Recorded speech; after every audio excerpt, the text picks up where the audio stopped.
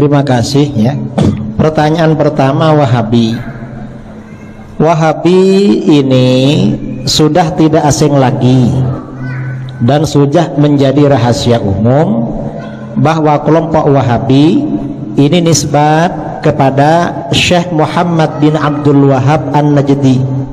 Jadi diambil dari nama ayah pendirinya, Syekh Muhammad bin Abdul Wahab An-Najdi.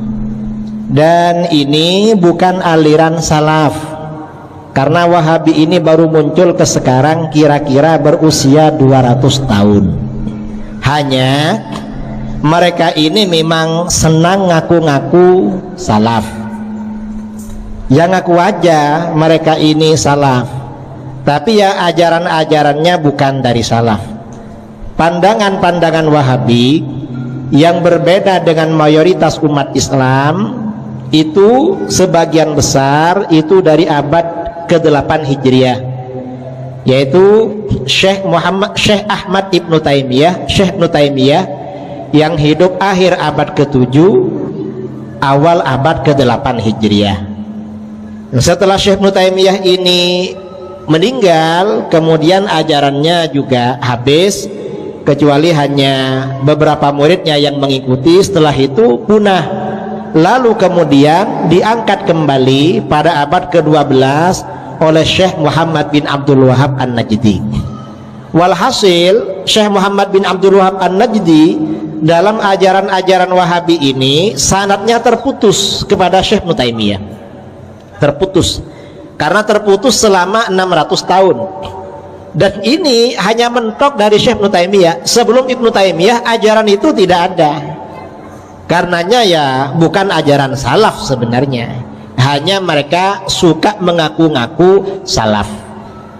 Kalau salaf yang asli ya mazhab 4 itu yang ada sekarang, Hanafi, Maliki, Syafi'i, Hambali. Itu yang benar-benar salaf. Kalau yang kita ikuti ini memang Ahlus Sunnah wal Jamaah, itu memang selalu istiqomah konsisten dengan ajaran salaf. Jadi baik.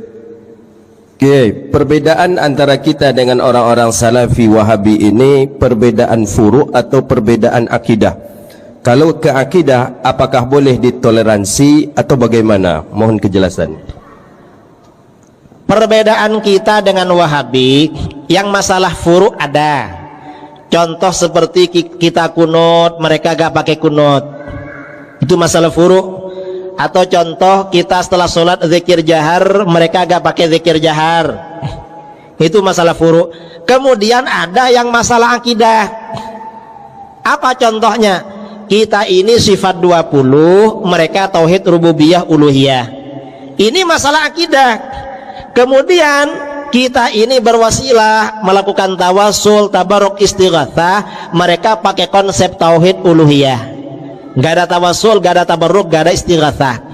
Ini perbedaan masalah usul, masalah akidah. Dan di dalam masalah ini tidak ada toleransi. Gak ada toleransi kalau masalah akidah. Mengapa?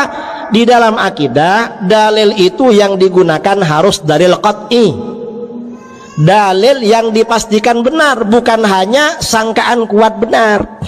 Nah, ketika suatu golongan atau orang keluar dari dalil qat'i, maka otomatis mereka menjadi aliran sesat. Karenanya kita Ahlus Sunnah wal Jamaah meyakini Wahabi ini termasuk kelompok yang sesat dan menyesatkan. Itu akidah sebenarnya. Jadi bukan masalah furu'iyah, bukan. Karena kita ini konsepnya sifat 20, mereka rububiyah, mereka tauhid asma wa sifat. Lalu kita ini bertawassul, bertabaruk, istighatsah, mereka konsepnya tauhid rububiyah uluhiyah. Ini perbedaan masalah usul sebenarnya, masalah akidah, bukan masalah furu'. Dan tidak ada toleran di dalam masalah ini. Wallahu a'lam. Kiai, kenapa orang-orang Wahabi benci sekali dengan para habaib? Kenapa mereka tak suka dengan keturunan Rasulullah? Katanya Ahlus Sunnah ya. Orang Wahabi ini tidak suka dengan para habaib karena Wahabi ini memang menghimpun kejelekan berbagai aliran di luar Ahlus Sunnah. Misalnya aliran Khawarij ya. Wahabi ini kan oleh para ulama ditetapkan sebagai golongan Khawarij. Khawarij ini akidahnya yang paling jelek, mengkafirkan dan menghalalkan darah umat Islam di luar golongannya. Wahabi ambil ini. Wahabi ambil. Mengapa? Karena ini paling jelek di Khawarij. Cuma Wahabi lebih jelek dari Khawarij dulu. Mengapa? Kalau Khawarij dulu yang dikafirkan itu pelaku dosa besar. Orang berzina, orang berbohong, orang membunuh orang, ini kafir, kata Khawarij. Kalau Wahabi yang dikafirkan itu pelaku amalan-amalan sunnah, istighatsah, tawassul, tabarruk, itu amalan sunnah dikerjakan sejak masa Rasulullah SAW. Para sahabat dikafirkan oleh Wahabi. Jadi Wahabi ini lebih jelek dari Khawarij. Nah, lebih jelek. Khawarij yang paling jelek ya Wahabi, paling jelek. Kemudian ada kelompok namanya Nawasib. Nawasib ini artinya apa? Kelompok yang tidak suka kepada keluarga Nabi. Ini Nawasib. Ini Wahabi juga menjadi Nawasib. Karenanya mereka gak suka sama keluarga Nabi. Ini bukti kalau mereka memang tidak ikut Al-Quran hadis. Karena Al-Quran hadis ini memang umat Islam ya wajib cinta kepada habaib, zuriat keluarga Nabi. Tapi Wahabi malah benci kepada para habaib itu. Jadi ambil yang paling jelek dari aliran. Ya pokoknya ada aliran yang jelek, Wahabi kadang ambil pemikirannya itu. Kadang ambil. Ada kesamaan dengan aliran-aliran sebelum Wahabi itu. Tentunya aliran di luar Ahlus Sunnah wal Jamaah itu. Wahabi itu ya gak ngerti itu. Gak ngerti. Coba kalau ada Wahabi tanyakan, akidah mana Ahlus Sunnah gak punya dalil ayat Al-Quran hadis? Mana? Tanyakan. Pasti mereka gak mau. Sifat 20 atau sifat 20, sifat jaiz, itu Al-Quran hadis dalilnya. Cuma Wahabi gak tahu. Mengapa? Ya karena mereka gak pakai akal. Kalau Ahlus Sunnah ini pakai akal, karenanya tahu itu. Jadi begitu. Wallahu a'lam. Jadi memang itu termasuk strategi Wahabi.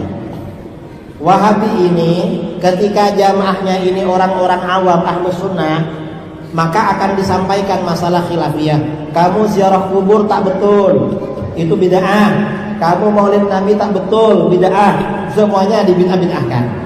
Kamu sampai kunut gak betul, bid'ah. Kamu baca tahlil tak betul, bid'ah. Begitu ada ustadz-ustadz menyampaikan ini dalilnya ziarah kubur, ayat Al-Qur'annya ini, hadisnya ini.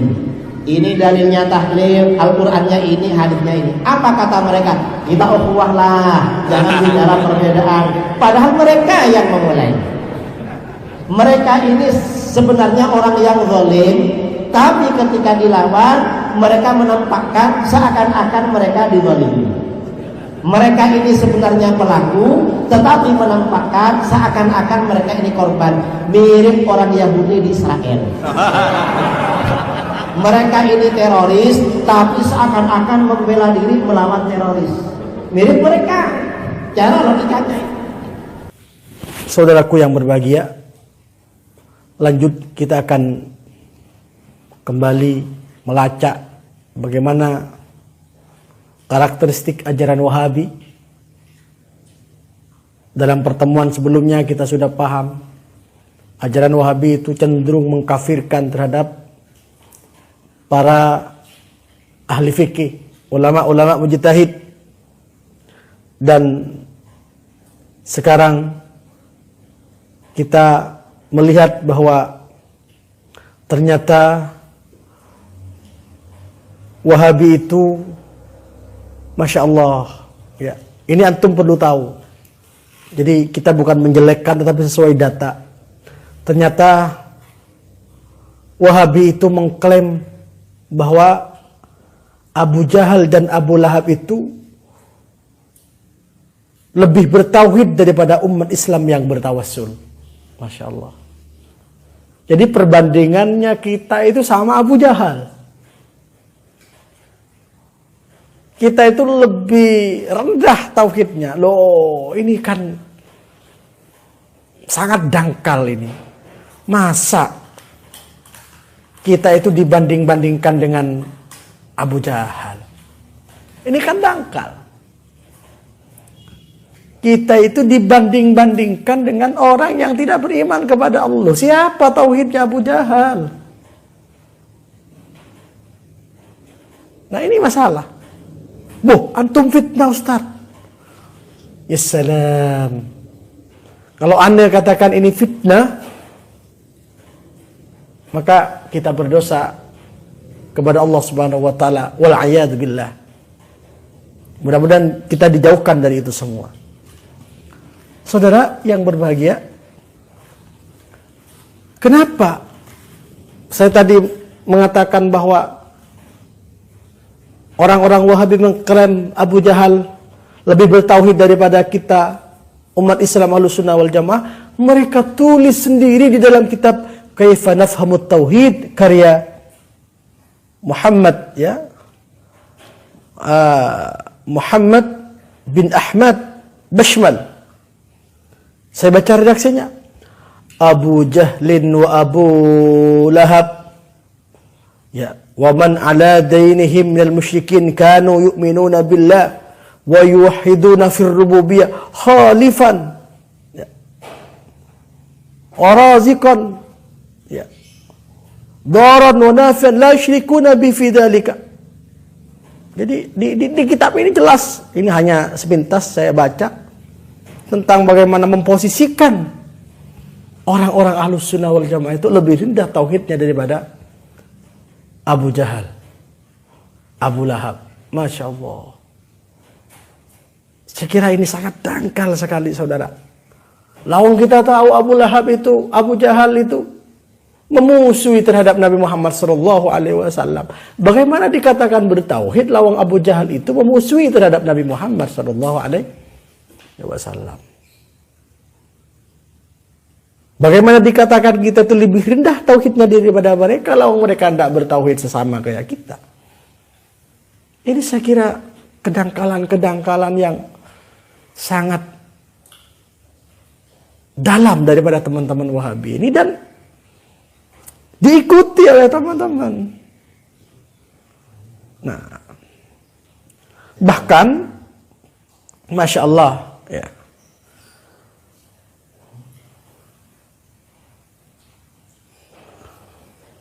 di dalam kitab-kitab Ahlussunnah wal Jamaah, kitab-kitab hadis Ahlussunnah wal Jamaah, bahwa apa yang dilakukan oleh umat Islam dengan bertawassul, beristighatsah, itu tidak bertentangan dengan ajaran Islam, tidak bertentangan dengan ajaran mayoritas umat Islam, tidak bertentangan dengan Al-Quran dan Al-Hadis. Contoh misalnya tawassul, wabtagu ilaihil wasilah. Istighatsah, ittastaghitsuna rabbakum fastajaba lakum. Ini teman-teman perlu paham. Tidak mungkin umat Islam ini bersatu, saudara. Kalau teman-teman Wahabi sering mengkafirkan saudaranya sendiri, bolehlah tidak sama, tetapi jangan dikafirkan. Ayo kita hijrah dari Wahabi menuju Ahlussunnah wal Jamaah.